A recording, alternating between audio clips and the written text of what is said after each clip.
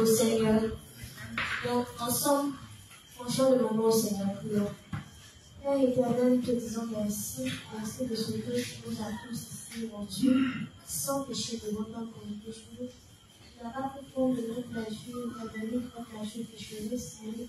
Tu nous as sauvés, nous nous voyons pour Jésus-Christ. Pour tous nos péchés passés, présents et futurs, par son baptême, sa mort à la croix, sa résurrection et son ascension. Et il nous a rendu parfaits, et nous sommes pour nous a laissé le Saint-Esprit consolateur comme guide pour les frères. Nous te remercions pour ta grâce unie et infinie, et nous sommes reconnaissants de ce que tu nous as sauvé. De Jésus-Christ, nous avons prié. Amen. Père, nous te confions ce temps. Merci pour la présence de tout un chacun. Merci de hâter les pas de ceux qui sont en chemin. Merci pour ce prédicateur que tu nous as donné. Merci pour les paroles qui sortiront de sa bouche ce soir, les paroles venant directement de toi-même. Merci de diriger ce moment du début jusqu'à la fin. C'est au nom de ton Fils Jésus-Christ que nous avons tous prié. Amen.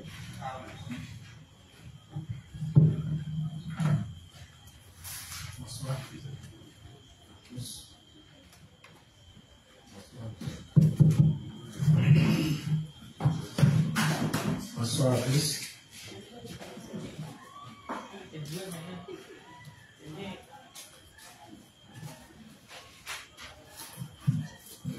Sans plus tarder, on va commencer la séance du jour.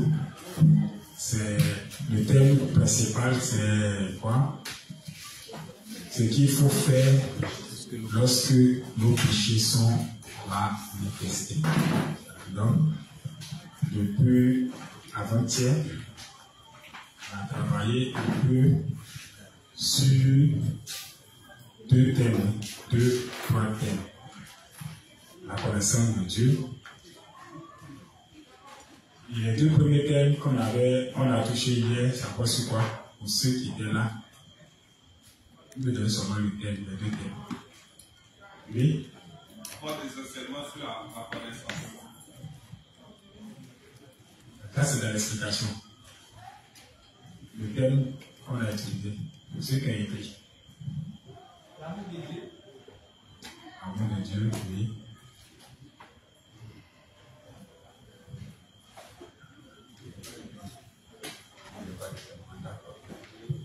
C'est le livre. Ok, il n'y a pas de thème. On m'a dit qu'il n'y a pas de thème puisqu'on a mis les deux principes. Maintenant, c'est l'explication. Dans l'explication, on a parlé de l'amour de Dieu. Voilà. Sinon, il n'y avait pas de thème en tant que tel comme les autres principes. J'avais des titres. Soit faire telle chose, ou bien que devons-nous faire quand nous sommes malades, par exemple, ça c'est un titre. Maintenant, dans l'explication, on peut donner les différents points, ou bien ce qu'on doit faire réellement. Et qu'est-ce qu'on a dit au travers du test qu'on a lu, les deux tests qu'on a lu hier?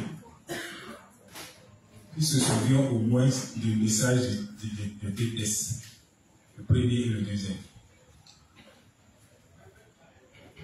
Le premier test qu'on a lu parlait de quoi? Oui?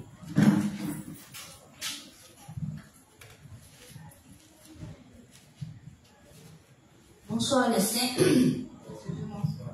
Le premier test nous parlait de ce que les serviteurs spirituels et les sacrificateurs spirituels devaient connaître l'évangile de l'eau et de l'esprit clairement.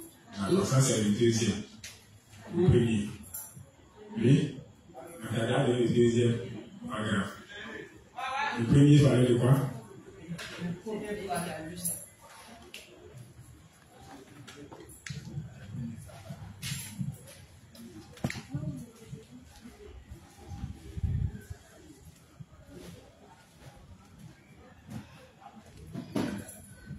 Bonsoir les juges. Le premier thème parlait des différents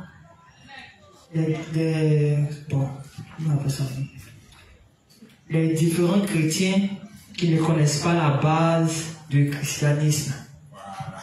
Donc, voici les deux thèmes sur lesquels on a travaillé hier. Le deuxième disait que les sacrificateurs que nous sommes, ils vont avoir la connaissance de quoi? De l'évangile de l'eau et de l'eau, une fois clair établi concernant le salut des âmes, de l'évangile de l'eau et de l'esprit. Le premier qu'on a vu parlait du fait que les chrétiens qui sont un peu partout dans le monde entier, qui sont dans le monde entier et qui proclament être des serviteurs de Dieu, des enfants de Dieu, n'ont pas la connaissance requise des bases de l'évangile. Et cela faisait le mal aux révérends, parce que quand ils voyaient, ils entendent parler de Dieu alors qu'ils n'ont pas la connaissance qu'il faut, ça fait le mal, puisqu'ils persistent encore dans leur ignorance. Alors donc on avait fait le rapport avec nous-mêmes pour dire que c'est aussi vrai pour nous, pour que nous ayons la connaissance. Et quand on voit des gens qui n'ont pas la connaissance, qui parlent autour, qui parlent de Dieu, de l'évangile, du Seigneur Jésus-Christ, sans même connaître la base de l'évangile, sans même connaître le salut des âmes, sans même connaître la rédemption, les éléments qui renferment le salut, cela est décevant. Donc, ce que nous devons faire, c'est que nous devons nous-mêmes d'abord maîtriser cette parole-là. Nous devons maîtriser l'évangile, connaître.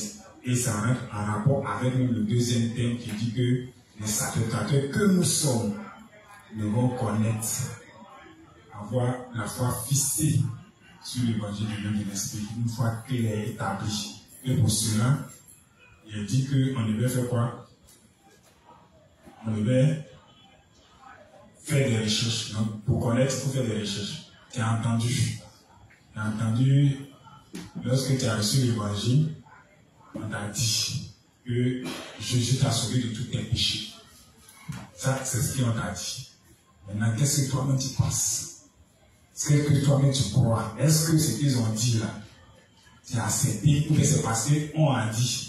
Que tu dis, bon, comme c'est on a dit et que je respecte on, alors je crois. Ou bien c'est parce que tu as mené les enquêtes, tu as réfléchi, tu as fouillé, et puis tu as trouvé les preuves que tu as cru. Est-ce que tu as fait comme les chrétiens libérés, que après avoir entendu la prédication de la part de Paul sur le Tarse, Paul, le grand Paul, où tout le monde rendait témoignage, se sont précipités sur les écrits pour vérifier l'authenticité de cette parole. Est-ce que c'est ce qu'on a fait? Et c'est ce que le Seigneur nous demande. Est-ce que le révérend nous demande de faire? Et c'est en cela que lorsque on sera en face des personnes qui ne maîtrisent pas l'évangile, on pourra les aider avec des preuves à l'appui. Parce qu'il n'y a pas de preuves, tu ne peux pas. Et rien ne vient de nous si on l'a reçu. Voilà. Donc on reçoit d'abord. Si d'abord Paul pourrait dire que c'est de l'abondance du cœur que la bouche parle. Bon, si le cœur est vide, on va dire quoi?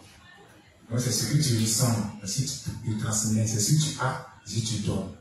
L'apôtre Paul et Silas, Pierre et Silas, à la fin du temps, quand le mendiant les a demandé de l'argent, ils n'avaient pas de l'argent. Qu'est-ce qu'ils ont répondu qu'est-ce qu'ils ont donné comme réponse? Nous avons ni or ni argent. Ce qu'on a, c'est l'être et Madon, c'est l'évangile qu'ils ont. Est-ce que tu peux donner? Bon, si tu n'as pas l'évangile, tu n'as pas la connaissance de l'évangile, ce que tu vas donner là, ça ne sera pas avec vie. Ça ne sera pas rempli de vie pour produire aussi la vie chez l'autre. Si en toi, il n'y a pas la vie, tu ne pourras pas communiquer cette vie-là à quelqu'un. Donc, quand on a la connaissance de l'évangile et que nous-mêmes, on est vivants, on pourra communiquer cette vie aux autres. Si on a la bénédiction, on pourra communiquer cette bénédiction aux autres. Il ne parle pas de bénédiction matérielle. Il parle de la bénédiction de Jésus-Christ, qui est l'évangile de l'eau et de l'esprit. Donc quand j'ai l'évangile, alors je peux communiquer cet évangile à quelqu'un. Quand j'ai l'amour de Dieu en moi, je peux communiquer l'amour de Dieu à tous ceux qui sont autour de moi. Et ça, ce soit de bénédiction. Donc, sans plus tarder, on va avancer avec les autres thèmes. Livre 52, page 161, paragraphe 3. Jusqu'à la page 162, paragraphe 1, ligne 14 à ligne 16. Livre 52, page 161, paragraphe 3, jusqu'à la page 162, paragraphe 1, ligne 14 à ligne 16. Si j'avais cru au christianisme du monde, qui est devenu une simple religion, je n'aurais jamais réalisé cette vérité. Cela fait 30 ans que j'ai cru en Jésus pour la première fois.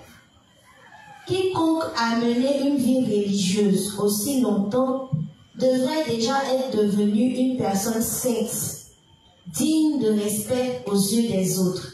C'est-à-dire que si j'avais cru en Jésus comme d'autres religieux du monde, je serais déjà devenu un homme de vertu maintenant. Mais quand je me regarde, je ne vois rien qui soit saint, ni de grandes améliorations dans mon caractère.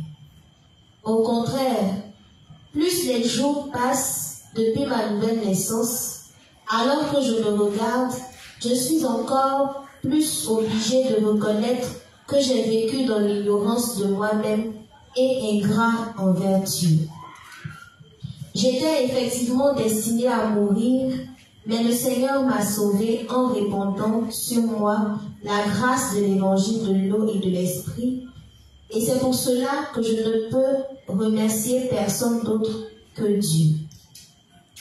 Dans la perspective d'une religion du monde, cela n'a aucun sens que les faiblesses soient exposées avec le temps qui passe. Cependant, tous ceux qui invoquent le nom de Dieu Yahweh sont ceux qui voient leur être faible, et ceux qui suivent fidèlement le Seigneur sont aussi ceux qui reconnaissent leur être fragile. Amen. Ok, ici, on voit que le révérend est en train de parler de sa personne et de ses faiblesses, de ses manquements. Donc, il fait arrêt sur lui-même. Il dit ici que s'il avait vécu comme dans une religion, il allait vivre une vie de Dieu, et une vie d'hypocrite. Et la vie d'hypocrite, c'est qu'on montre aux hommes notre apparence, le bien. On fait le bien pour que les hommes nous louent, nous acclament. On va voir cela dans le livre de Matthieu chapitre 23. Rapidement. Donc, on va Matthieu 23. On va le verset 1. Donc, c'est notre apparence qu'on va montrer. On va montrer que nous sommes bons. Quand les gens viennent demander service, même ça ne nous arrache pas. Pour pas que les gens parlent mal de nous. Donc, on dort.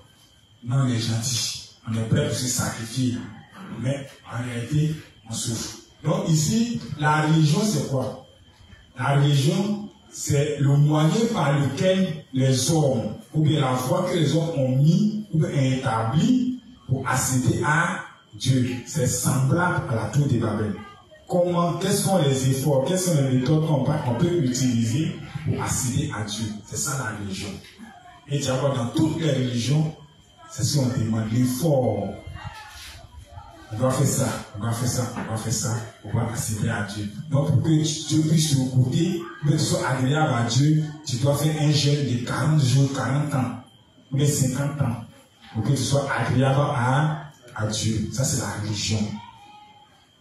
La religion pour le quoi? L'effort. Et toutes les religions du monde pour l'effort. Quand tu vas dans le bouddhisme, c'est l'effort. Donc pour pouvoir te réincarner et hériter du 7e paradis, il faut que tu fasses quoi? Tu corriges ton karma pour faire le bien. Même mouche que tu parles. Mais si tu viens te piquer, tu laisses ton sang dans tout prendre. Là quand tu meurs, et si tu l'as tué, tu risques de tuer ton ancêtre. Donc tu as commis un meurtre. Tu ne vas pas aller au paradis. Tu arrêtes de réincarner en mouche, ils vont te tuer aussi. Ça, c'est le bouddhisme. Quand on vient dans l'islam, c'est la même chose. Du moment où ils vont peser tes péchés là, donc imagine un peu. Donc tu es obligé de faire le bien. Même dans notre tradition, dans l'animisme, c'est le bien on regarde, et le fort personnel, individuel. C'est en cela que nous sommes juifs. J'ai donné l'exemple ici, il avait vécu dans la religion. Ça ne valait pas la peine que ses péchés, ses faiblesses se révèlent. Et avec le temps là, lui n'a pas dit ça va se révéler. Pourquoi? Parce qu'il va vivre dans l'hypocrisie. Et si cela se révèle, c'est qu'il y a quelque chose qui va faire corriger ça. Sans compter, à côté de la prière de repentance, il faut trouver des arguments pour pouvoir gérer ça. Il y a une religion encore du Brésil qu'on appelle le CMCI. Je ne sais pas si les gens connaissent ça. En tout cas, eux, ils font une liste des péchés. Quand ils viennent de faire la liste des péchés, on les dit dans le cahier, ils vont brûler. Les péchés sont pardonnés. Maintenant, le reste là, il faut arranger pour les péchés.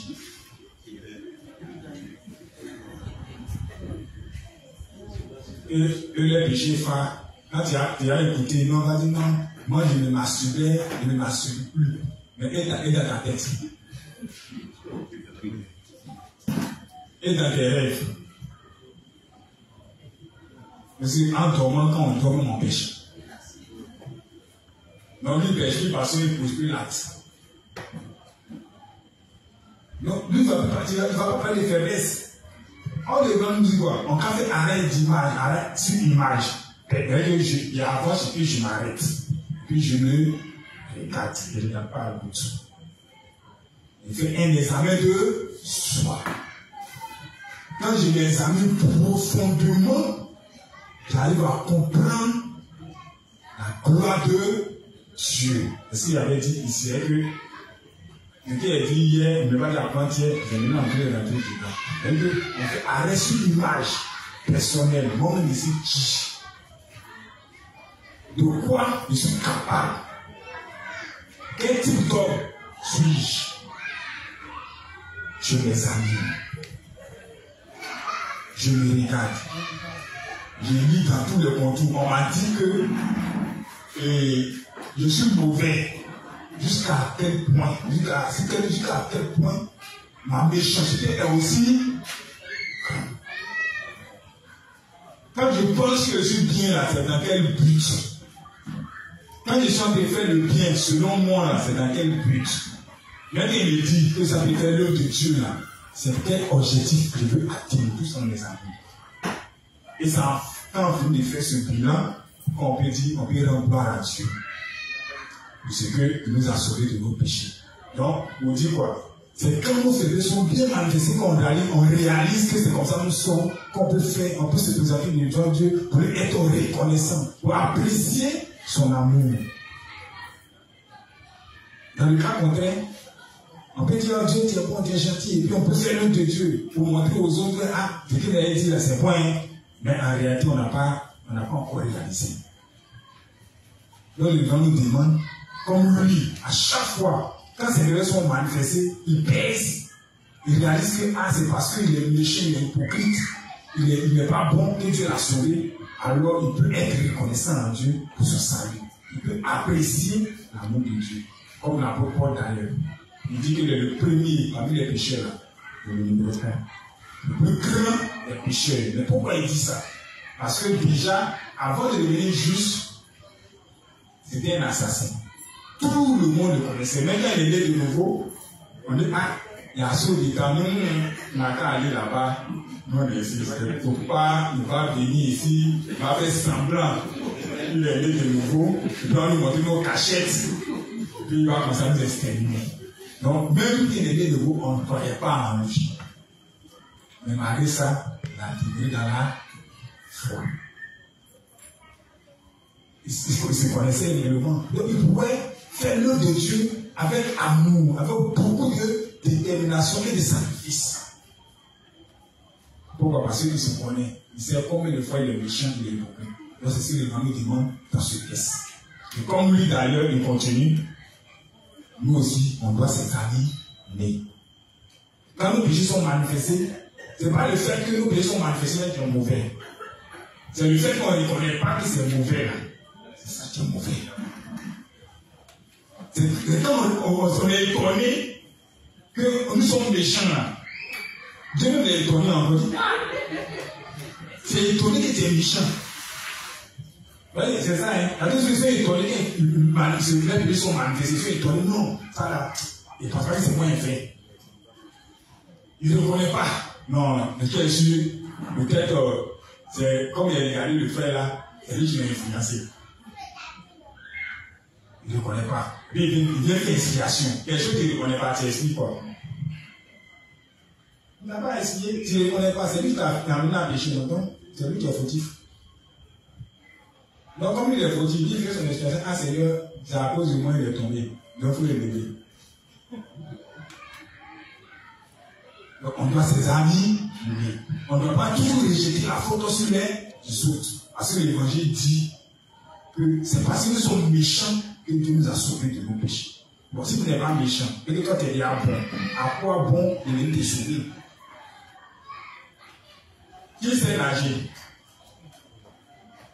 Qui arrive à sauver quelqu'un qui s'est noyé? C'est à quel moment on va sauver chez moi? D'abord, on a sauvé pour qu'il vienne faire plus avant de le sauver.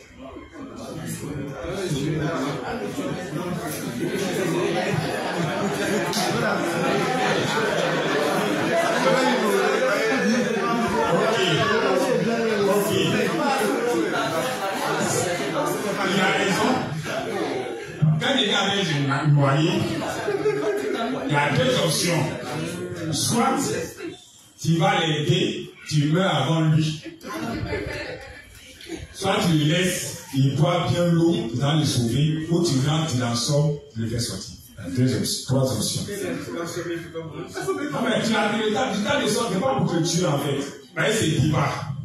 Et il boit l'eau là, lui cherche un peu d'appui pour sortir. Donc quand tu vas te mettre en bas de lui, il t'appuie en bas. Et tu meurs. Donc imaginez quelqu'un qui t'appelle ses doigts. Et puis il n'est pas fatigué. Il est au bord même. Et puis quand tu penses qu'il avait ses noyés. Et puis il a la lutte qu'il a tapé fait. Quand il est échoué, quand il veut taper ta patte, il dit que lui, moi, il est échoué. Il a déjà tapé fait où? Donc il avait sa clé où il sortait. Il dit, il est sauvé, noyé. Il va te dire, mon frère, il ne te dit pas merci. Mais imagine au beau milieu de mer là. Quand il cherche à s'appuyer, il rentre. Quand il sort, il rentre. Il sort, il rentre. Et puis lui, pour lui-même, il est mort. Et puis, ça a quand il est couché au bord de l'eau. Il a attendu à appuyer son ventre. Et puis il ouvre ses yeux. C'est Dieu. En tout cas, s'il a l'argent, il devient riche sur le champ. Et tout cela, une connaissance éternellement. Il y a vu sur Facebook, il y a un jeune homme, il pleuvait. Je ne sais pas comment il s'est trompé. En tout cas, il est rentré dans Caniveau. Dieu merci, il y a un gars qui était de l'autre côté de la route. Il a vu. Il y avait un bout. Il a soulevé fait là. Pour le voir, ils ont lutté, non, pour le faire sortir. Il est allé s'asseoir là. Il a vu la mort. Il a salué la mort. Et puis ça vient de faire sortir. Donc lui, ceux qui l'ont sauvé là, c'est les messies seulement. À chaque fois qu'il va les croiser, même en rêve, il va les remercier.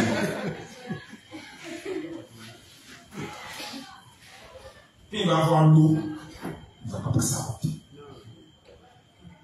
Elle a vu là, mort. Pour dire quoi? Pour apprécier le salut de Dieu, il a dit ici, avant-hier, pour apprécier l'amour de Dieu, il faut te connaître soi-même. Pour pouvoir faire un renoncement, il faut se connaître. Pour pouvoir faire ton inspiration à être reconnaissant en Dieu, dire à Dieu, oui Seigneur, je suis méchant, je suis comme ça, ne pas réciter là qui est le problème. Hein. C'est de reconnaître. Parce que quand on récite là, et qu'on ne reconnaît pas là, c'est prier de repentance à un effet. Et toi, pour toi, si tu n'as pas dit ça, Dieu ne va pas t'écouter. Il va te faire prier de repentance. Oh, quand tu sais qui tu es et que tu approches de Dieu, tu dis, ah Seigneur, sincèrement, moi, les batailles en fait. Voici ce que je suis. Quand il prend la loi là, tout ce qui est dans la loi, c'est moi. Le contraire de ce qui t'a dit là, c'est moi. Tout ce qui est bon les gars là, je suis son contraire. Ce qui est mauvais les gars là, ça c'est ma photocopie. Même ce qui n'a pas écrit même dans les faits. Il n'a pas écrit, tu ne fumeras pas de drogue. Bon, tu es là ton prochain comme toi-même. Bon, toi, tu t'en prends drogue, tu détruis ton organisme. Est-ce que c'est écrit? Quelqu'un a dit, mais prendre drogue, c'est pas bon. Je dis, non, mais c'est pas écrit. Est-ce que c'est écrit? Est-ce que c'est bon? Est-ce que ça ne t'écrit pas? Mais est-ce que c'est pas écrit? Tu aimeras ton prochain comme toi-même. Donc, si tu t'aimes là, est-ce que tu vas te tuer? Est-ce que tu vas manger les choses qui te détruisent? Tu vas dire à Dieu que oui, même que si les chiens même, ils ne m'aiment pas. L'amour là, ça n'existe même pas en moi. Ce qu'on appelle amour là, ça n'existe pas. Parce que si je m'aimais, j'allais faire de sorte que mon organisme soit en bonne santé. Mais moi, il fait le contraire de ce qu'il t'a demandé. Mais malgré ça, là, tu m'as sauvé. Donc, tu peux apprécier son amour. Tu peux lui dire merci à tout moment. Quand il faut prier, même si tu ne vas pas lui faire une confession de péché, pour avoir une inspiration, tu vas faire, tu vas être reconnaissant à Dieu. Dans l'inspiration, il y a deux choses qui ressortent. On fait quoi? On fait la confession du péché. Nos manquements, nos faiblesses. Et ça, c'est existé dans la Bible. Quand le livre, dans le livre d'Ézéchiel, chapitre 16, Dieu va dire fais connaître à Jérusalem ses abominations, fils de l'homme. Puis il va exposer, il va dire ce que Jérusalem a fait. Et comment lui a sauvé Jérusalem, et puis Jérusalem encore s'est retrouvé à ces mêmes bêtises. Elle avait d'origine tant, tout ça. Pour dire ça la demande. Ézéchiel 16. Ézéchiel. Ézéchiel 16 à partir du verset 1. La parole me fut adressée en ces mots. Fils de l'homme, fais connaître à Jérusalem ses abominations. Tu diras, ainsi parle le Seigneur l'Éternel à Jérusalem. Par ton origine et ta naissance, tu es du pays de Canaan. Ton père était un Amoréen et ta mère une Étienne. À ta naissance, au jour où tu naquis, ton nombril n'a pas été coupé. Tu n'as pas été lavé dans l'eau pour être purifié. Tu n'as pas été frotté avec du sel. Tu n'as pas été enveloppé dans des langes. Nul n'a porté sur toi un regard de pitié pour te faire une seule de ces choses par compassion pour toi. Mais tu as été jeté dans les champs le jour de ta naissance parce qu'on avait horreur de toi. Je passais près de toi. Non, il t'arrête d'abord. Ici, c'est quelle partie? Ça représente quelle partie ici?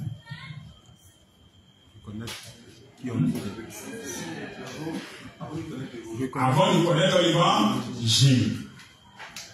Avant de connaître l'évangile, on était comment? Donc Dieu nous dit ça. Voilà comment tu étais. Donc quand il vient t'asseoir, il faut lui dire que ah, voilà ce que je suis. Ou bien voilà ce que j'étais avant de venir.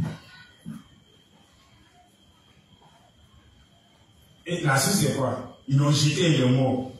Pour eux, le gars est mort. Il ne vit pas. Continue. Je passais près de toi, je t'aperçus baigné dans ton sang, et je te dis, vis dans ton sang. Vis dans ton sang. Je te dis, vis dans ton sang.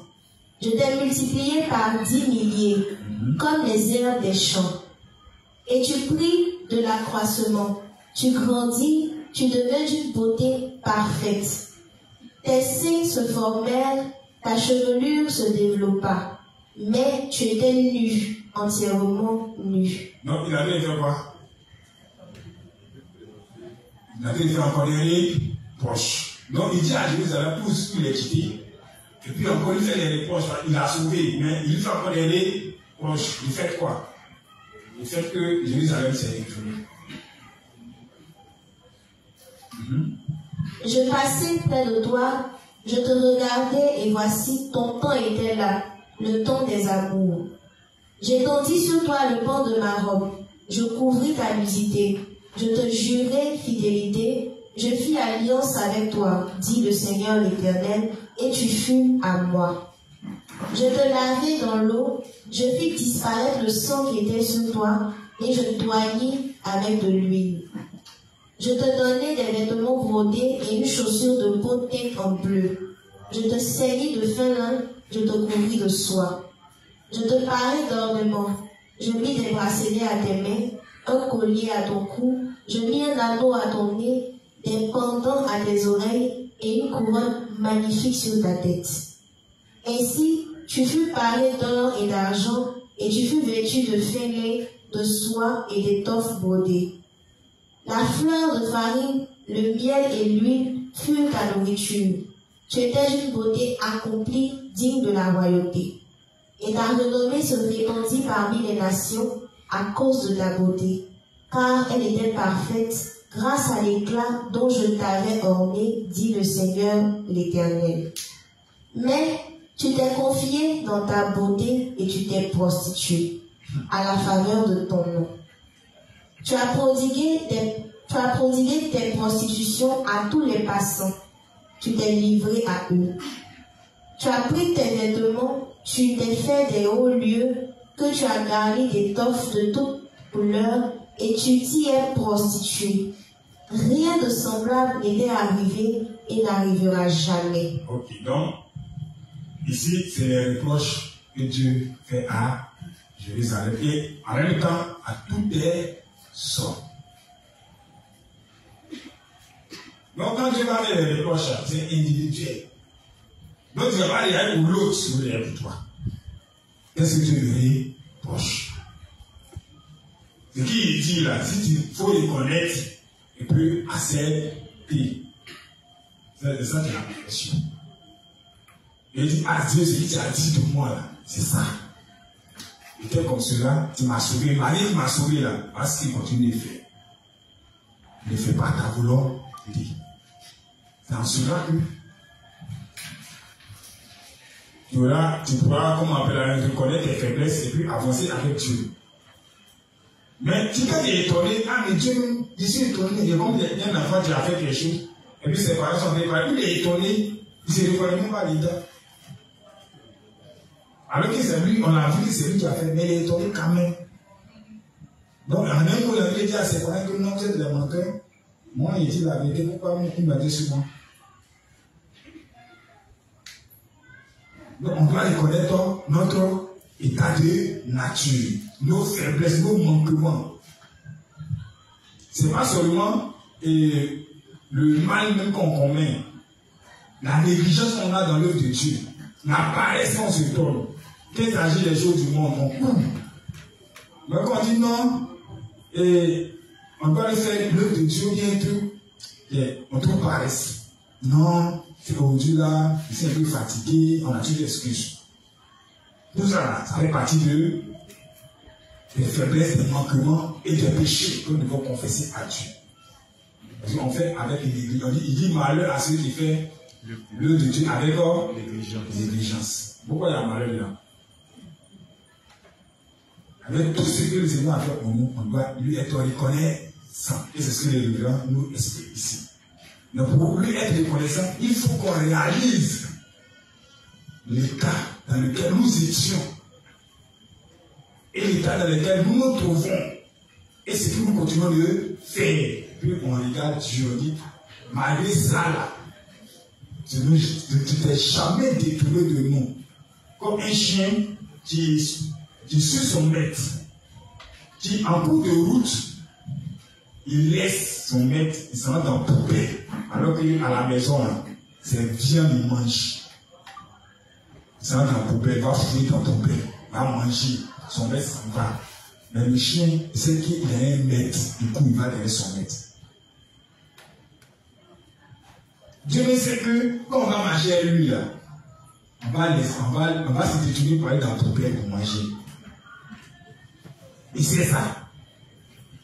Il regarde derrière, il voit qu'on est dans la poubelle. Quand il a dit, mais tu vas quitter où? Il dit non. On dit, mais tu es dans la poubelle. Il dit, non, il n'est pas là-bas, hein. Il est ici. Il est bas. Il dit, mais un chien, c'est que le chien, il va dans la poubelle, quand il va dans la poubelle, et puis il vient. Mais quand il ne connaît pas, tu ne pas. Alors, il a pris photo, mais il te montre photo, il dit, non, ce n'est pas moi. C'est un autre chien.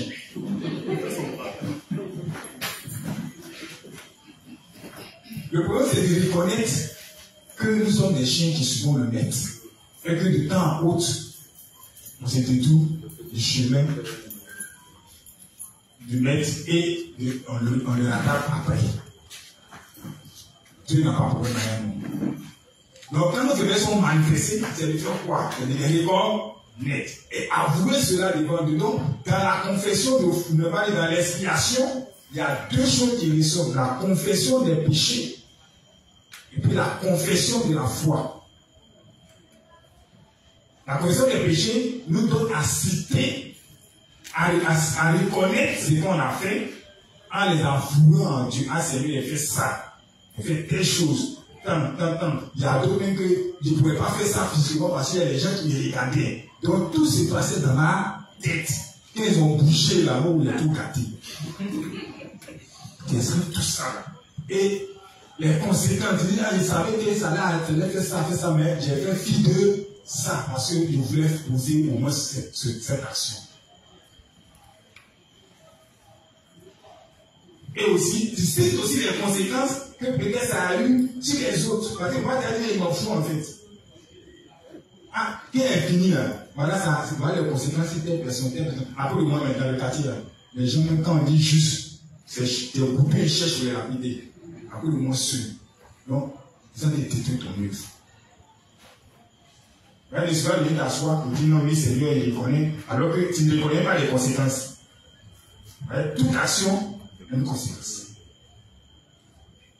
Donc, tu sais aussi les conséquences. Ah, Seigneur, voici les conséquences. Bon, c'est moi, peut-être ça m'a rien dit, mais les juges sont à côté de moi. En tout cas, ça a détruit la foi, les niveaux ni même du tout. Ils les ont encouragés même dans beaucoup de choses. À cause de mon action que vous êtes fait, la Bible dit quoi? C'est pour la liberté que Christ nous a affranchis. Mais ne fais pas de cette liberté un prétexte pour vivre selon la chair et que la liberté ne soit pas aussi une occasion de chute pour les autres. Non, ça, moi, je suis juste, il peut manger bien sacrifier aux autres. Je m'en fous des autres. Le gars, suis-moi, je suis sans péché. Tu vis pour qui? Pour Dieu ou bien pour toi-même. Donc, si tu vis pour toi-même, tu vas dire, ah Seigneur, moi, ma vie de foi, il y a vécu ça pour moi-même.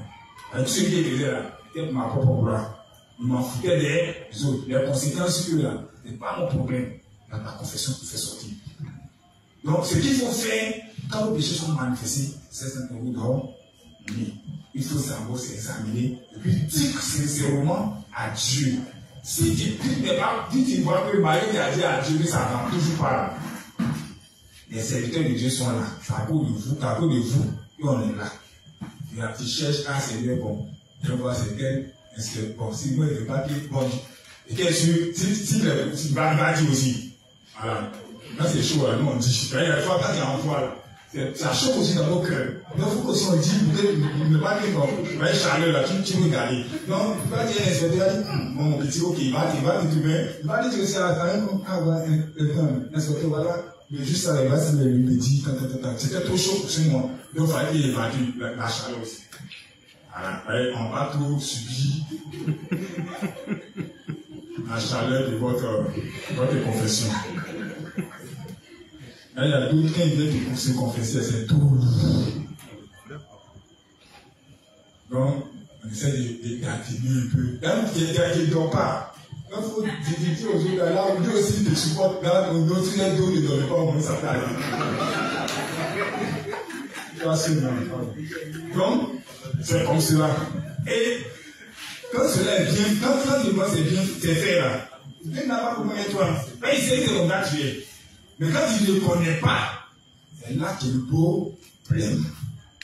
Et puis, tu t'en fous des autres s'il meurt au sang. De toute façon, tu t'en fous là. Le gars, quand tu as appelé ton âge, ça le choque. Là, tu t'en fous. Là, maintenant, tu te poses la question. Tu t'en fais faire tes travail. Le travail que avait fait là, c'est quel travail? C'est une œuvre juste ou bien une œuvre pécheresse. L'analyse, c'est une œuvre juste. Gloire à Dieu. Mais, c'est pour la suite aussi, quand Dieu voit que ses intérêts sont menacés là, c'est ce qui se passe. Ça va. C'est pour ça qu'on renonce à nous. Sinon, on a vu, imaginez. Oui, Dieu dit, vous allez faire ce que vous voulez. Jamais t'as pas vu. On va aller au prochain. Livre 52, page 162, paragraphe 3, jusqu'à la page 163, paragraphe 1, 2, 3. Donc, depuis on va voir le verset de truc là, d'Ézéchiel 16 là. Prenez le temps de lire et de relire pour mieux comprendre. Je ne l'ai pas expliqué. Hein? Vous pouvez utiliser ça aussi dans vos différentes formes. Il faut que vous mieux compreniez. Et puis, comment l'utiliser? Il y a beaucoup de choses qui sortent dedans. Si tu as mal utilisé, ça peut couper ta tête. Donc, comment l'utiliser? Il faut comprendre, il faut mieux expliquer. Peut-être les jours à venir, là, si y a des trucs qui rentrent en accord, tu peux expliquer pour vous pouvez aider les mains, au moins ce que vous lire. Les serviteurs de Dieu aussi doivent clairement saisir leur fragilité. Plutôt que de se considérer comme quelqu'un de spécial, ils devraient réaliser qu'ils étaient des êtres complètement indignes, destinés à mourir, mais que Dieu est venu chercher ces personnes-là et les a rencontrées. C'est précisément parce que notre existence est si faible que le Seigneur nous a sauvés de tous nos péchés, malédictions et faiblesses. Ok. Donc, pour prendre Ézéchiel 37, à partir du verset 11. Ici, c'est l'histoire de la vallée desséchée, mais on va lire la boue, comment est-ce qu'il y a eu les miracles de la vallée. On va lire la suite. Ézéchiel 37, verset 11. Il me dit, Fils de l'homme, ces eaux, c'est toute la maison d'Israël. Voici, ils disent, nos eaux ont desséché, notre espérance est détruite, nous sommes perdus. Prophétise donc. Ok, donc, il voit ici, vous pouvez lire encore tout ça, là, tous ces chapitres-là. Le peuple d'Israël s'est retrouvé quelque part. Ce sont les serviteurs de Dieu. Donc, ici, le Bible nous dit que même les serviteurs de Dieu, ce sont les humains. Eux aussi, ce n'est pas les super-hommes. Ils doivent reconnaître les faiblesses. Et ils vont faire plus de eux-mêmes. Pourquoi? Parce que Dieu veut le briser, veut le corriger, de sorte qu'ils ne puissent pas être des tyrans, mais de quoi? Des conseillers. Des gens qui sont prêts à aider les autres. Donc les faiblesses se manifestent. Donc si eux, ils pensent qu'ils sont les super-hommes, ça ne va pas marcher. S'ils ne reconnaissent pas les erreurs, bon, qui va reconnaître? Toi, tu ne reconnais pas. Moi, je ne reconnais pas mes erreurs. Il a enseigné quoi? Ce qui est sorti là. Il y a tous les autres aussi, ne reconnaissez pas vos erreurs. Même s'ils reconnaissent vos erreurs, ça sonne dans leur tête, ne reconnaissez pas aussi vos erreurs. Donc nous d'abord, on doit reconnaître nos erreurs, nos faiblesses. Nous avons des faiblesses. Quand nos faiblesses sont manifestées, on sait aussi comment on va faire. Donc les serviteurs de Dieu ne sont pas des supermans. Eux aussi ils reconnaissent les erreurs. Donc même par accident, tu as vu le faiblesse de quelqu'un, tu vas dire, attends, c'est un serviteur de Dieu, pourquoi il a faiblesse? Pourquoi il va avoir cette faiblesse? C'est un humain, mais ce n'est pas un humain. C'est un humain. Mais pourquoi tu ne vas pas dire des faiblesses? Et même parce qu'il y a le titre de serviteur de Dieu sur lui. Il m'a dit combien de pieds? 2. Il a combien de Dieu? Et pas même que, même sans Jésus-Christ dans nous, on a nos manquements. On a nos faiblesses. Nous aussi, on doit reconnaître nos faiblesses. Et c'est quand on reconnaît nos faiblesses que Dieu même nous utilise puissamment. Moïse, il a beaucoup de faiblesses. Il dit, et ne prenez pas femme étrangère. Et puis lui, il vient femme étrangère. On dit, ah, donc c'est Moïse. Moïse pense que quoi? C'est lui seul que Dieu parle, quoi. Il dit quelque chose et puis il fait le contraire. Qu'est-ce qui s'est passé à la suite? Mais en réalité, est-ce qu'il a pris une femme étrangère? Non. Il n'a pas pris une femme étrangère.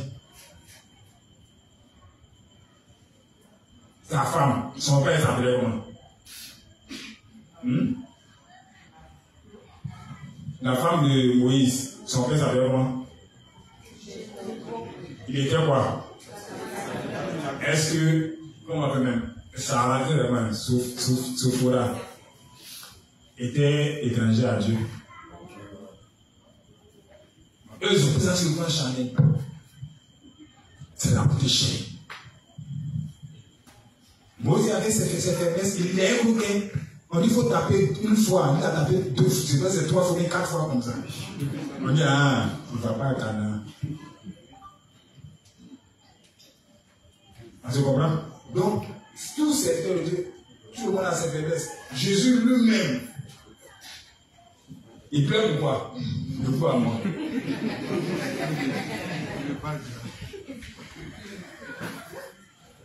On dit, Dieu, il a péché humain, il vient. On dit, lui-même dit, il est un gorille. On dit, ah, courage à toi. Lui-même, on dit, non, tu ne peux pas mourir, on mourir à toi. Arrête de moi, Satan, il sait qu'il est un gorille. Chaque jour, matin, il répète. Quand ça arrive, on dit c'était demain. On l'a vu. Il a pleuré.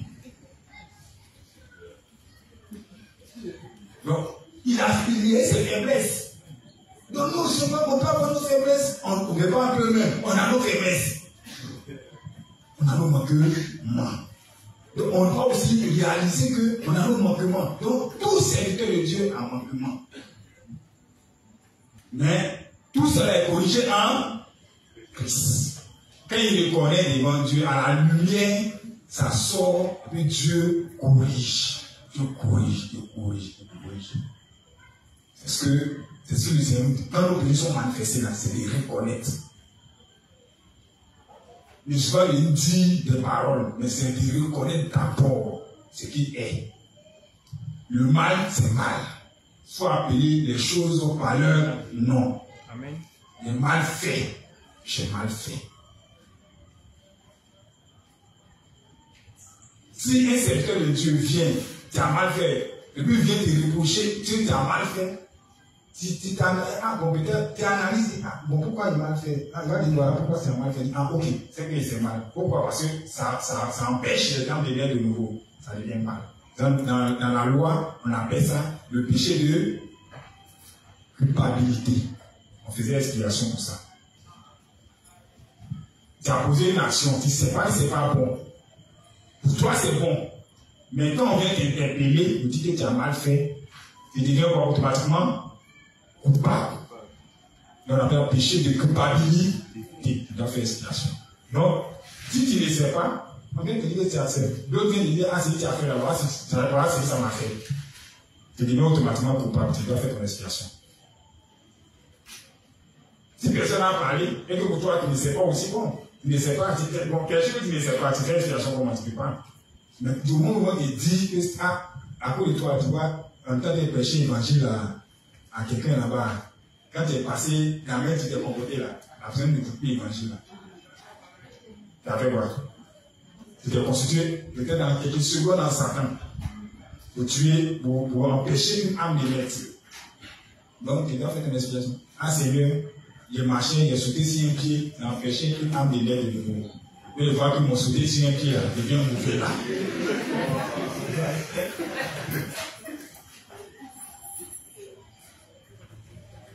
Est-ce que ça se comprend? Donc il faut reconnaître les dons. Et quand serviteur, nous avons aussi les faiblesses. On doit aussi reconnaître devant Dieu. C'est quand on reconnaît que Dieu nous vient en aide. On dit, quand on est dans le monde de faiblesse, on doit invoquer Dieu, on doit prier Dieu, mais on ne reconnaît pas qu'on est dans la faiblesse. Ou bien on est malade, on ne reconnaît pas. Imagine Bartimée, lui, il dit non, je vois. On dit, mais qu'est-ce que tu veux qu'il m'a dit? Non, c'est pas grave, qu'est-ce que moi, il y a eu des blocs dessus. Il n'a jamais guéri. Jésus sait qu'il était malade. Il a ses yeux fermés. Et lui, il demande, qu'est-ce que tu veux qu'il fasse en toi?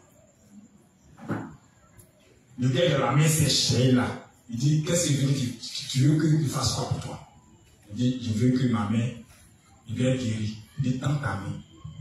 Donc, on a toujours quelque chose à faire, reconnaître nos faiblesses, nos manquements. L'autre, il était à la piscine. Mais Jésus vient vers lui. Il dit, qu'est-ce qu'il va expliquer, il va dire les détails. Mais pourquoi il n'est pas encore guéri depuis là? Alors qu'on lui a demandé, qu'est-ce qu'on peut faire pour lui? Pour dire à Jésus que lui-même, là, il n'a plus espoir autre là. Il va expliquer, il dit, depuis 38 ans, il s'est calé ici. Donc imagine, à quelle heure il était là-bas? Ils sont venus le déposer, ils sont partis, il n'y a personne pour l'aider. 38 ans. Il dit, quand l'un quitte au ciel, il descend dans l'eau, il remue. Quand je pense aller plonger, au moins 7 personnes sont déjà dedans. Il ne peut plus pas bouger. Donc lui, c'est en pensée seulement, il était dans l'espoir. Un jour, peut-être, les animaux s'est trompé, on est soulevé, et puis en même on plongeait moi dans l'eau. C'est ce qu'il attendait. Et quand Jésus vient, il lui explique tout. Donc Jésus fait quoi? Il dit, ah, comme tu ne peux rien, il y a personne qui t'a aidé, ok, derrière-toi, va chez toi. Mais c'est passé à la commune. Si Jésus, s'il disait à Jésus, non, c'est pour laisser les gens de façon un jour là. Moi, je me prends déjà, il va qui est à côté de lui. Il faut toujours les corps, mais tes faiblesses, tes manquements. Ah Seigneur, je ne peux pas dire. Parce que non, moi, j'ai fait comme un lettre modèle en toi, il a avalé les romans. Ça veut comme une année que tu n'y ris pas. Ah Seigneur, il n'a plus à lire. Tout ça va être la confession. Seigneur, je n'arrivais pas à ouvrir la bouche. Je ne pensais pas à prier même. Quand il priait, ça m'énerve. Ça fait partie de la confession. Quand on dit œuvre de Dieu là même, quand on dit on évangéliser là même, la même m'a dit ça, il de couper ta tête. Ça fait partie de la confession. Tout ça, c'est le manquement. C'est le péché. Tu ne peux pas faire l'œuvre de Dieu. Donc tu dois reconnaître tout ça. Donc, et quand c'est le Dieu, on doit aussi reconnaître nos moments de faiblesse. Moi, tu es Seigneur, moi, comme il est allé prêcher, mon cœur est chaud. Mais il va prêcher quand même. Parce que ne pas qu'on dit que c'est réel. Donc il fait accomplir que. Et quand on fait accomplir que tu vois ce qui se passe aussi. On ne te comprend même pas. Il a fini de prêcher, n'a rien fait. La parole qui devait produire la vie, a produit la mort dans le cœur des gens. Ils n'ont rien compris. Mais comme il ne peut pas te demander, ils sont partis avec. Et puis d'ailleurs, tu ne t'es pas arrêté. D'ailleurs, tu as fini. Non, tu vas reconnaître tout ça là. Et ça se comprend. Donc on va lire Ézéchiel 37, on va aller lire de 2 fois. C'est parce que le peuple a reconnu que eux là, ils étaient morts. Les eaux étaient desséchées. Et que Dieu n'était plus avec eux, ils étaient loin de la terre sainte. Conséquence, il ne peut pas invoquer le Dieu. Quelqu'un qui est mauvais invoquer Dieu. Et c'est pour ça que Dieu a envoyé Ézéchiel pour leur dire que, comme ils ont reconnu qu'ils sont morts, ils étaient loin de Dieu, alors il va faire venir sur eux un esprit mou, il va les faire revivre. Il va les restaurer. Si tu veux restauration, tu ne les connais pas, ah Seigneur, viens, donne-moi la force. Donc, tu n'as pas dit à Dieu que tu n'as pas de force. Tu n'as pas de quelle force. Donc tu as dit à la fois, de quel type de force. Et quand tu n'as pas, tu dis au commencement, Seigneur, tu vois, je n'ai pas de force. J'ai besoin de ta force. Seigneur, je suis paresseux. J'ai besoin de courage. Seigneur, c'est comme ça. Donc on reconnaît d'abord ce qu'on est, puis maintenant on demande de l'être. Ce que Dieu veut qu'on soit, lui demande maintenant. Comme ça, c'est passé. Donc il faut le voir net. On va passer déjà au moment. En d'autres termes, Ce n'est pas parce que vous êtes meilleurs que les autres frères et sœurs dans la foi que Dieu vous a élevé en tant que dirigeant dans l'Église. Donc, c'est pas parce que nous, on est, comment on appelle la même? Quelqu'un dit nous, on est devant vous. Voilà. Demain, quand vous serez devant aussi, vous serez nous. Donc, c'est pas parce que nous, inspecteurs, pasteurs et autres, on est trop forts. Ou bien, quand on est né de nouveau net, on n'avait même pas de faire le bien, peut-être même, on était déjà propre là-bas, et Dieu nous a appelé vite. Comme vous êtes à point là, vous êtes devant. Aidez les autres à le même bon. Regardez un peu le cas de Moïse. Regardez le Aaron. Le peuple vient et dit, Moïse est moyen. Vaudor. En Égypte, il y a un vaudor, on voit nos dieux. Mais Moïse il vient là-bas, c'est pas au Dieu qui vient parler. Donc si on met nos dieux ici, là, Aaron, il dit, ah, comme Moïse est mort, c'est lui qui a un coup de Dieu, monsieur le ici. Donc on a fait le vaudor. Donc il a suivi le peuple, il a fait le vaudor. Mais quand Moïse est venu, il a parlé, Aaron était où? Rapidement, il est parti du côté de Moïse. C'est là, avec vous avant, c'est là. Il est parti rapidement. Ceux qui voulaient jouer les trucs, je ne peux pas reconnaître. Hein. Ils sont rentrés, la tête s'est divisée, ils se sont offensés. Mais Moïse, Aaron, plus qu'elle est venue voir. Ça le gâtait. Pas parce qu'il était frère de Moïse que Dieu a dit, bon, comme c'est ton frère là, tu vas, c'est ton grand frère. Non, la tête a gâté. Non.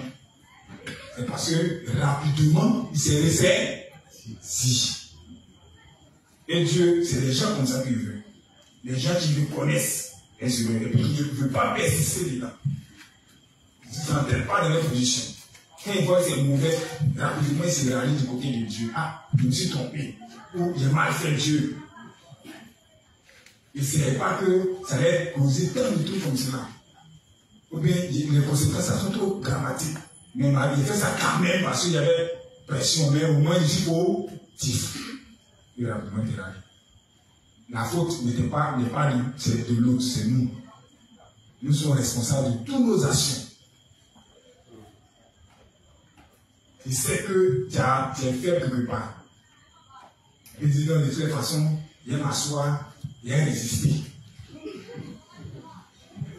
Et puis, il a assis, et puis, il sait que c'est quelqu'un, quand il prend peut-être un verre, et peut-être demi-verre de vin, tu es saoulé. Tu es assis, tu as demi-verre de vin, et puis tu dis, Seigneur, donne-moi la force à ne pas boire. Et puis ta main s'approche, tu te soulèves. Seigneur, merci parce que je ne bois pas. Je ne suis pas saoulé. Et puis tu cours, et puis tu es saoulé. Quand tu t'es à côté de la bouteille, on dit fuyez. Le péché. Même si on dit t'es un peureux, il faut partir. Même si on t'accuse après, au moins tu n'es pas fautif. On se comprend? Alors, il a dit non, de toute façon, il a résisté. C'est pas grave, il a résisté. Garçon, femme dans la maison, c'est pas ta petite soeur. Vous ne vous connaissez même pas. Il dit non, c'est pas grave, il a résisté. Et puis il dit, ça, c'est Satan qui utilise à amener dans ça. Il faisait quoi? Donc, pour accuser Satan, c'est pas pour accuser Satan que tu es rentré là-bas. Faut sortir, si Satan t'a attrapé, il a jeté, il a fermé le porte, on veut dire, ah, c'est Satan. Mais toi, tu es là-bas. Lui, c'est toi qui as fermé le porte, tu as pris qui est à la main. Satan. Il ne veut même pas reconnaître ses erreurs.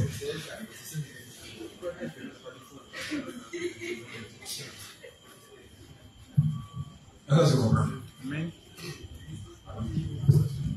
Nos frères et sœurs doivent aussi être bien conscients de leur faible nature. Cela prend du temps de s'unir à l'Église de Dieu et de suivre les dirigeants de l'Église après avoir reçu la rémission des péchés en croyant l'évangile de l'eau et de l'esprit. Malgré cela, quelqu'un qui se reconnaît lui-même que s'unir à l'Église de Dieu.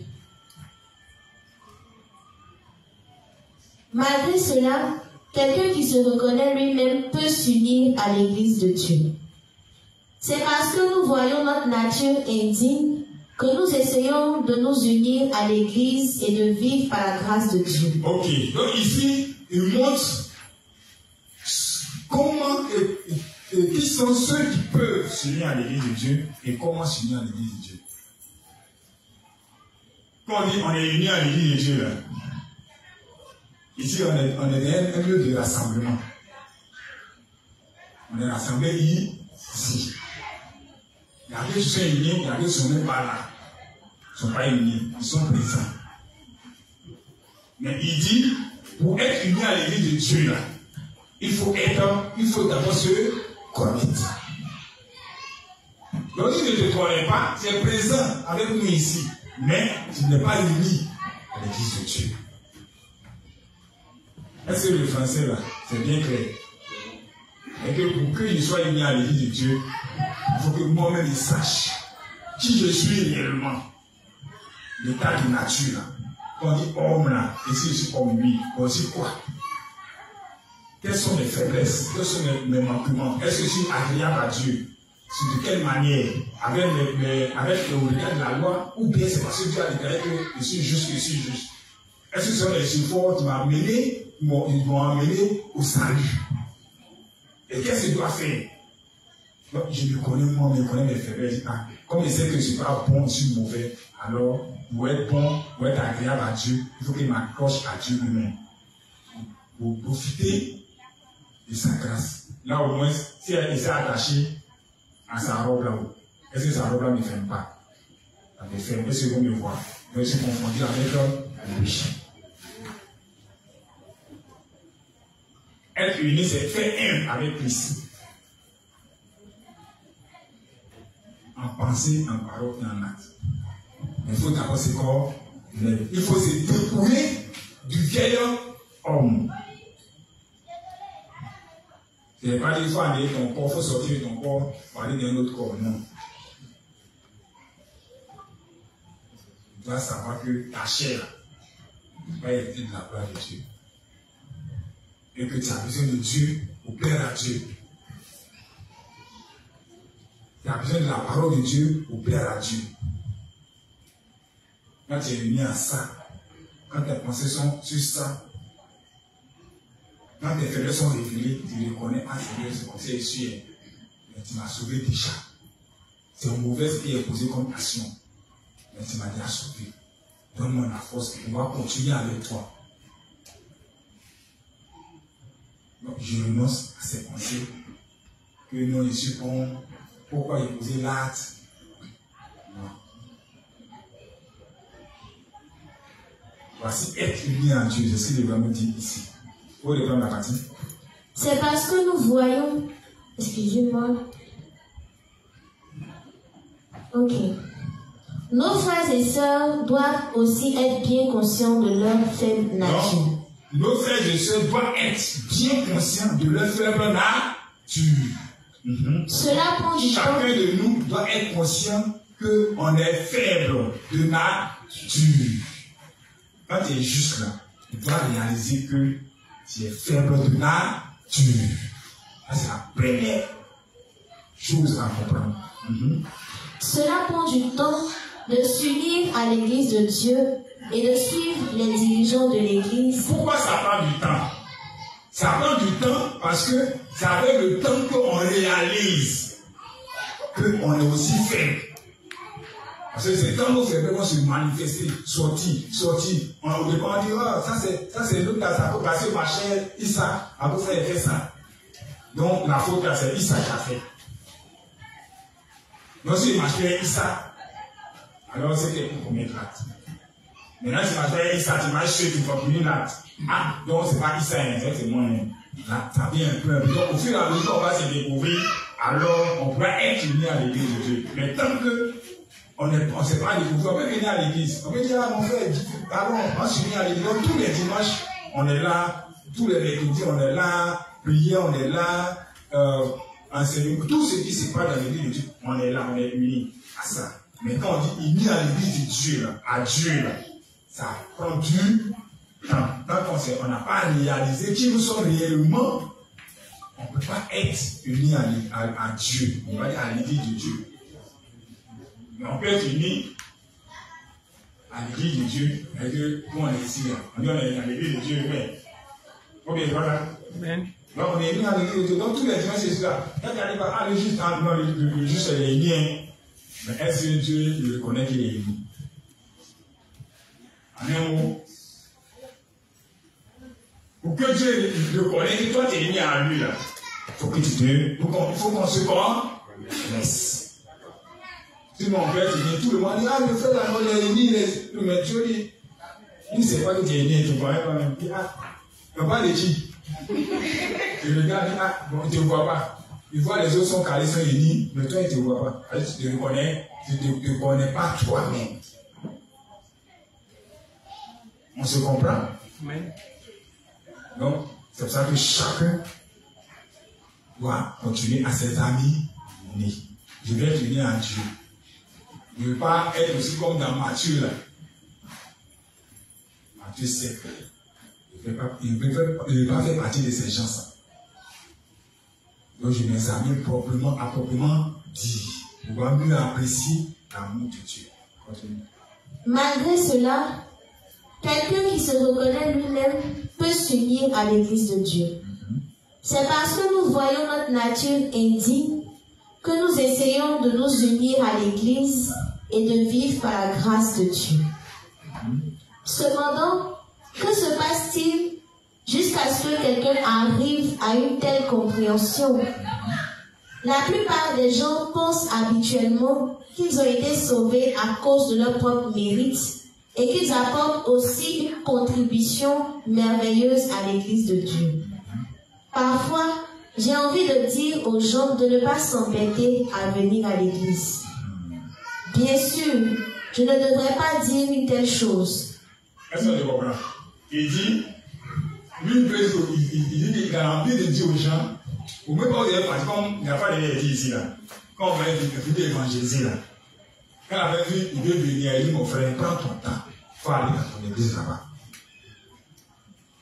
Quand lui, il va partir, il dit, ah, là-bas, je suis dans le faux là. Elle va venir.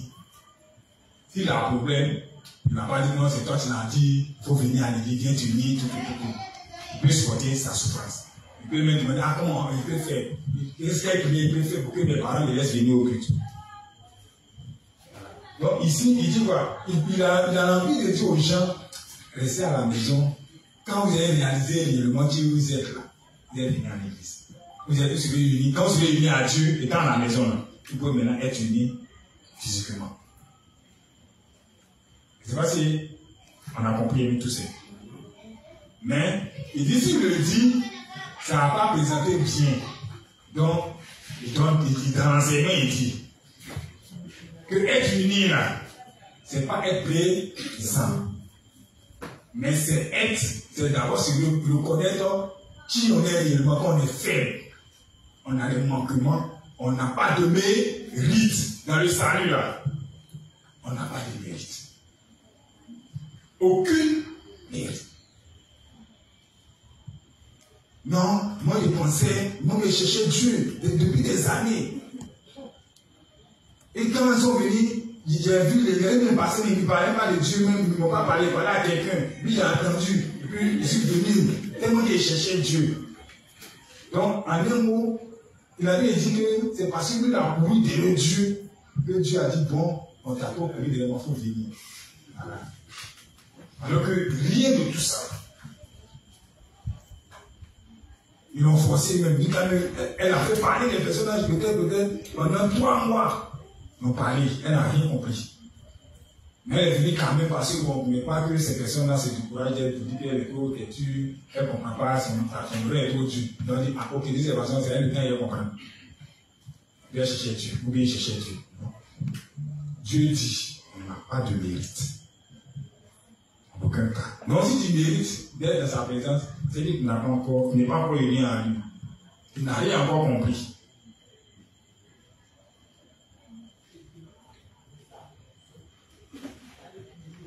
C'est vrai que dans nos confessions, là, on doit être sincère nous-mêmes. avant de venir s'asseoir devant Dieu pour dire on va faire confession ou bien expiation, on va cesser d'envoyer nous-mêmes. Ce qui était réellement, avant d'entrer dans l'évangile, est-ce qu'on pensait une seule fois à Dieu? Peut-être la première des choses, c'est que bon, les gens qui parlent ils parlent bon, ils sont sincères, ils prennent le temps pour expliquer, c'est ce qui a attiré. Et puis tu peux faire les choses un peu d'abord. Et puis ça après maintenant, si tu es assis, tu as compris, ah non, il parle de ça. Et puis tu as accepté, et puis un peu jusqu'à t'aimer de nouveau. Oui. Est-ce que tu mérites? Non. En ce moment précis, imagine à vous. Qui va s'asseoir à gauche et à droite, on pose des questions à Dieu parce qu'on mérite. Et si on arrive là-bas et c'est Pierre caché à droite, imaginez un peu. Quelqu'un moi-même qui te poursuivi. Puis Pierre assis. Et puis il est arrivé, comme à chanter.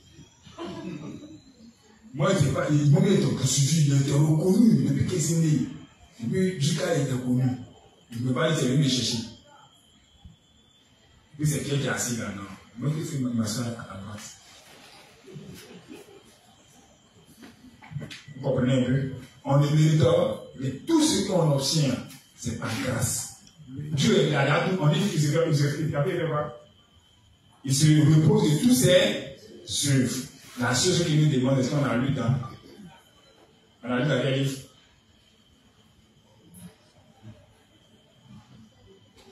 Osée, dans le Juge chapitre 1. C'est en définissant la connaissance, tu viens prier pour avoir la force, puis agir.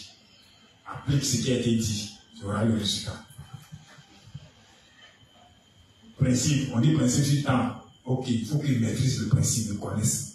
Et puis applique, au fur et à mesure, il fait un retour, puis on le conseille à nouveau, jusqu'à ce qu'il aboutit au résultat. C'est comme ça. Tu comprends? Donc, voici être uni selon Dieu. Donc, on m'a dit, ah, le frère est uni, il faut qu'on soit sûr que le frère se connaît. Même si lui, il n'est pas uni, on ne le voit pas, il n'est pas uni, puis Dieu sait qu'il est uni là. Ça t'a combien dit? Toi, tu es uni à Dieu.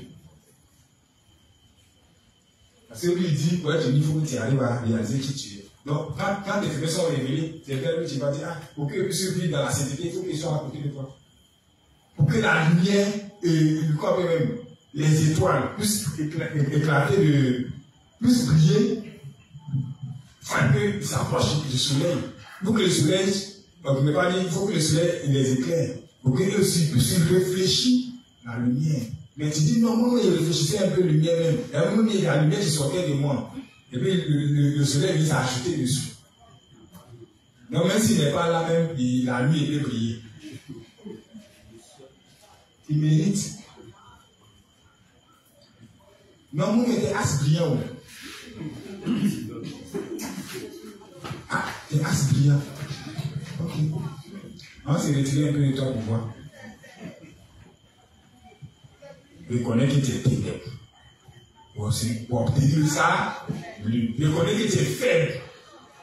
Et que sans Dieu, tu ne peux pas. C'est en cela que tu dois penser à la foi. Et puis apprendre à vivre par la foi et obtenir cette foi qui va te permettre d'être accroché à Dieu et toujours.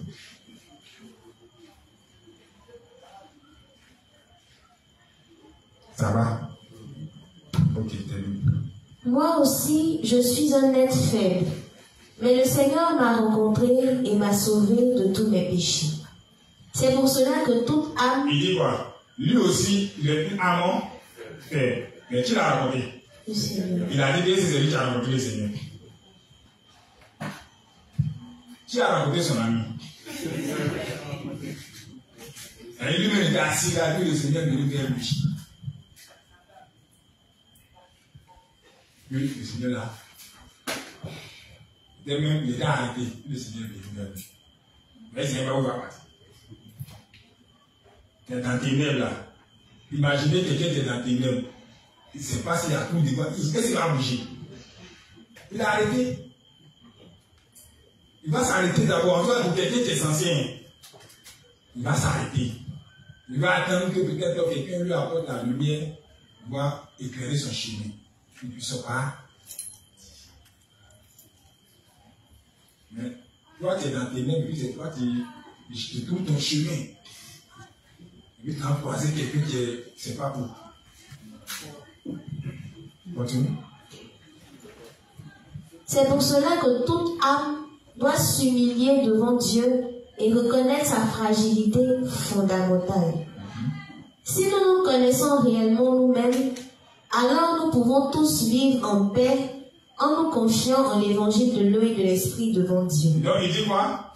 Si nous connaissons nous-mêmes, on peut faire quoi? On peut vivre en nous-mêmes en paix. Donc si on a fait ce pacte-là, ou bien on dit non, telle personne est comme celui-là, ça cause quoi? On ne se connaît pas. Or, si on se connaît là, on ne peut pas s'attarder sur quelqu'un.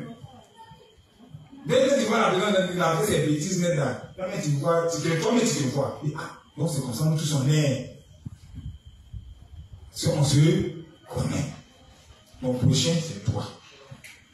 Quand tu prends le miroir, quand tu vois l'autre c'est homme, il a posé des questions à un frère là. Et lui, non, moi je suis trop joli. Il dit, ok, on va tous au cimetière. On enlève tous les cadavres. On voit le plus beau dedans. Tous les hommes et tous c'est les sangs. Il n'y a pas un le plus joli que son ami. Nous tous sommes les sangs. Donc au cimetière, on voit que nous sommes les sangs.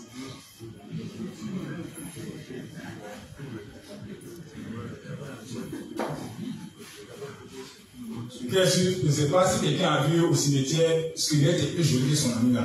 Jamais, jamais. Il prend photo et puis il envoie le plus vilain puis on regarde. Nous tous sommes les sangs. Donc Dieu là, il dit nous tous sommes la même chose. En beauté, comme en laideur.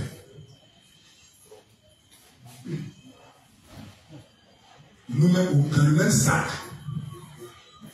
Blanc ou noir ou violet ou chocolat ou. C'est pas, c'est que tout le monde est la même chose. Il n'y a pas ce qu'il y a de blanc ailleurs, à part. C'est beau. Non. Tout c'est la même chose. Femme, bon, peut-être les tabous des vertèbres là, qui ont dit ça, c'est femme. Sinon, là, c'est la même chose. Est-ce qu'on se comprend? Il dit cela pourquoi? On dit qu'on a tous les mêmes affaires, mais c'est en fonction des situations qu'on ne manifeste pas les mêmes choses. C'est en fonction des situations. La situation que toi tu vis, l'autre ne vit pas. Donc, peut-être toi tu as l'argent. Tu as au moins 100 000 francs par minute. En lui, il faut avoir 5 francs par heure, ne pas dire par jour. En tout cas, c'est combat. Donc, il a bien passé et qu'il voit 10 000 francs quelque part là-bas. Il va dépasser, mais son frère va dire, tu as maillé quoi. Donc, il faut te retourner par les prendre. Il s'en va, il regarde à gauche, à droite, puis il prend. Léo, c'est un voleur. Alors que toi aussi, tu voles. Qui sait que combien ça c'est bon? Hein?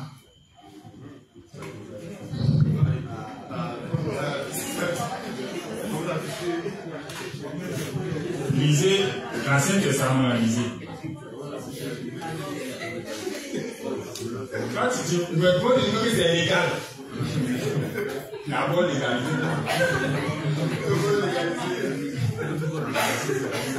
Avec un gars, imaginez le commerçant. Voilà. Elle a pris, ou bien il a pris ça, peut-être c'est 100 francs. Mais il va te dire combien. Et puis ceux qui vont en ligne, il a demandé. Il va t'expliquer. Quand tu as pris ça à 100 000. Qu'est-ce qu'il a fait? On avait escroquerie.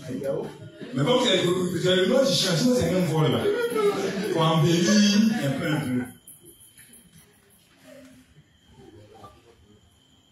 Vous comprenez, non? Normalement, tu as pris à 5 francs. Ils disent que tu n'as pas volé, et tu ne voles pas, tu vends aussi à 5 francs. quand on dit que tu ne dois pas avoir deux objets de poids différents dans ton sac. On dit ça. Et tu as pris ton sac. Si le premier c'est 5 kilos, l'autre c'est 5 kilos. Ça doit être là. Même tu dois avoir une balance force.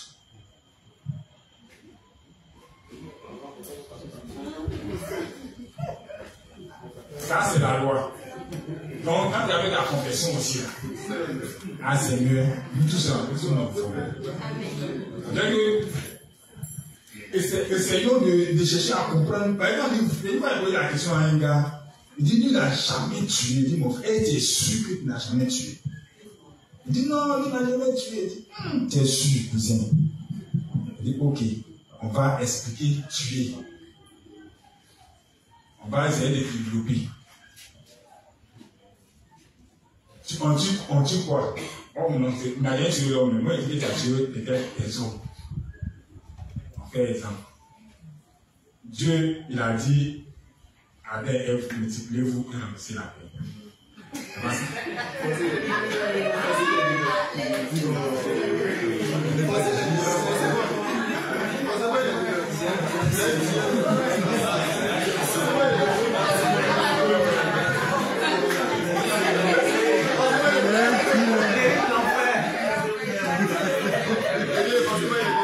Ok, il y a parce que là.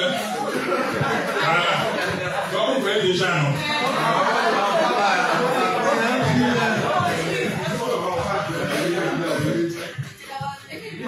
Les animaux, par exemple, comme cela, Dieu a dit, le cas c'est multiplié. Et ils savent à quel moment ils vont aller avec la femelle. Voilà. Quand la femelle est en chaleur, ils vont. Puis ça donne enfant. Voilà. Maintenant, nous, on dit multiplions l'impression de la terre. On fait quoi? Soit si on met dans un préservatif, on jette. On suppose que Adam avait fait la même chose. L'humanité n'avait pas existé. Caïn n'est pas net. Avec Bornu, on suppose qu'il est mort. Caïn n'est pas net. Puis l'autre a aussi 7. Il n'est pas net. Vas-y, lui, il mène la poubelle.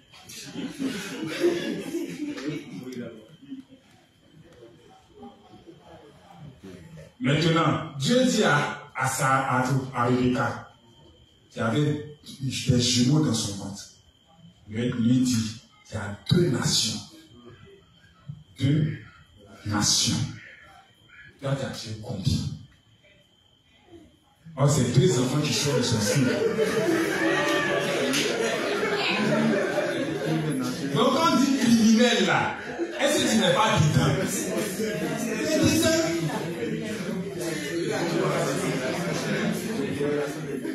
Lui qui a tué vieux, lui qui a tué bébé, ils sont tous criminels. Ces bébés-là, il grandit, il fait enfant. Puis son enfant va faire enfant, et ainsi de suite. On suppose que quand Abraham tué Abraham, Lévi n'est pas net. Est-ce que Lévi est sorti du sein d'Abraham? Et Lévi est sorti du sein d'Abraham. Par qui? Donc on va voir là, ça donne la lignée. Donc quand tu tues un, tu as détruit la lignée. Oh, il y a des gens, ils sont très forts. Il y a un ami, il a fait tripler. Donc, 3 filles, un coup.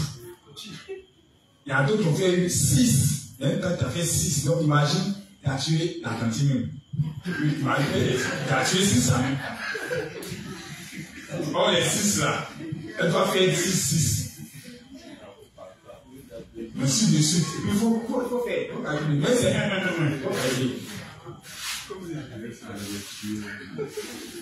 Donc, quand ça se fait qu'on analyse tout ça là, on ne peut pas accuser quelqu'un. Quand tu vas bien en train de tuer, tu dis, ah bon, lui au moins l'a tué, tu au moins c'était l'a tué, au moins c'est caché. C'est-à-dire que quand c'est révélé là, c'est pour qu'on puisse réaliser et puis reconnaître cela devant Dieu, être plus à lui. Il y a beaucoup de choses qu'on peut dire là-dessus. Donc, on prend le temps pour examiner, on va comprendre qui nous sommes réellement. Et on peut faire parler avec quelqu'un. Quand tu me vois, tu dis, ah, c'est nous tous. Et ceci avait dit au départ, comment je vais faire pour l'aider? Il va rester de toi. Comment je vais l'amener à s'unir? Il va rester parce que toi, tu connais mieux. Donc, il est en 9, il m'arrête à 7 ans, il reste 1 minute. Tu as terminé, non? Il faut terminer là. Si nous nous connaissons réellement nous-mêmes, alors nous pouvons tous vivre en paix en nous confiant en l'évangile de l'eau et de l'esprit. Non, quand on se connaît nous-mêmes là, pour vivre en paix là, on va tous plonger dans l'évangile. Quand tu vas vouloir juger quelqu'un et tu te rappelles, automatiquement, tu dis, ah, bon, tu regardes, qui nous a sauvé, c'est Dieu. Donc, on s'attache à Dieu. C'est l'évangile qui a sorti, tu as commencé à confesser ta foi. Ah, Seigneur, merci parce que tu m'as sauvé mes péchés. Merci parce que sans toi, il ne se rien. Sans toi, tu es un homme perdu. Dans les ténèbres, tu étais là, sans toi, tu n'es pas la paix. Et tu vas toujours te confier à Dieu, tu vas toujours méditer sur l'évangile. À chaque fois. Tu vas toujours méditer là, sur chaque jour, chaque minute, chaque seconde. Tu vas méditer sur l'évangile de comment il t'a sauvé, de pourquoi il t'a sauvé, et comment il a sauvé les autres. Ça sera ta force. Ça sera ton pilier. Même dans les moments difficiles, quand tu es mourir, la chose qui devient à terre, comment il t'a sauvé, comment il t'a aimé, il t'a sauvé à ce point. Même ta chair ne peut pas t'empêcher de confesser la gloire de Dieu. Même la souffrance ne peut t'empêcher de confesser la gloire de Dieu. L'amour de Dieu manifesté en Jésus-Christ pour toi. C'est pour ça que Pierre, pardon, et l'apôtre Paul, dans Romains chapitre 8, verset 32, il dit, il a mis la tribulation, la faim. Vous voyez, il a dit ça comme cela.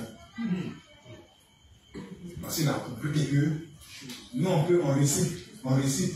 Mais est-ce qu'on a compris? C'est le sens qu'on comprend, quand on comprend le sens de la chose. C'est ça qui fait de nous des hommes de foi. On va s'arrêter là. On sera à demain. Et nous pouvons vraiment servir le Seigneur. Nous sommes reconnaissants que Dieu nous a fait servir le Seigneur, même si nous n'avons rien de quoi nous vanter devant Dieu. Nous devons servir le Seigneur finalement avec un cœur volontaire, sans aucun sentiment présomptueux de supériorité charnelle devant Dieu. Amen. Quand on se connaît, c'est ce qu'on fait. Donc c'est avec voulons, à volonté. On est volontaire pour faire l'œuvre de Dieu. On ne poursuit pas. Tu n'as pas rien d'autre. Comme inspecteur chef est là, peut-être qu'il peut faire. Donc, inspecteur chef, oui, il va dire, ah, le juste. Mais, aide-toi et Dieu. Là, tu as fait montrer à l'inspecteur ce que tu fais. Ou bien, l'inspecteur, il va ou bien tout. Comme ils sont là, ils vont indiquer que c'est Dieu lui-même. Lui, il peut te donner, il va dire, ah, lui, là, c'est un saint, il va te confier beaucoup de choses. Mais Dieu ne te reconnaît pas. Il va aussi dire que, comme ils sont là, pas tu as fait. Quand tu le fais, c'est de façon volontaire. En disant de reconnaissance à Dieu. Et le respect que tu as pour l'homme établi dans l'église. Donc on doit établir nos cœurs pour faire l'œuvre de Dieu. Sans toutefois penser qu'on mérite quelque chose. Sans attendre qu'on nous félicite. Tu as fait, ils vont te blâmer même dessus. Pour voir si réellement c'est pour que tu fais, mais c'est pour Dieu que tu fais. Le révérend te montrer cela. Il a dit à ses disciples de casser la terrasse. Ils se sont tués, ils ont cassé. Et il passe, il regarde, il sait qu'il va lui dire d'annuler. Ils ont laissé, il a laissé, ils ont coulé le béton. Il était bien dur, il est passé, il dit non, c'est pas bien fait, cassé. Il m'arrête là.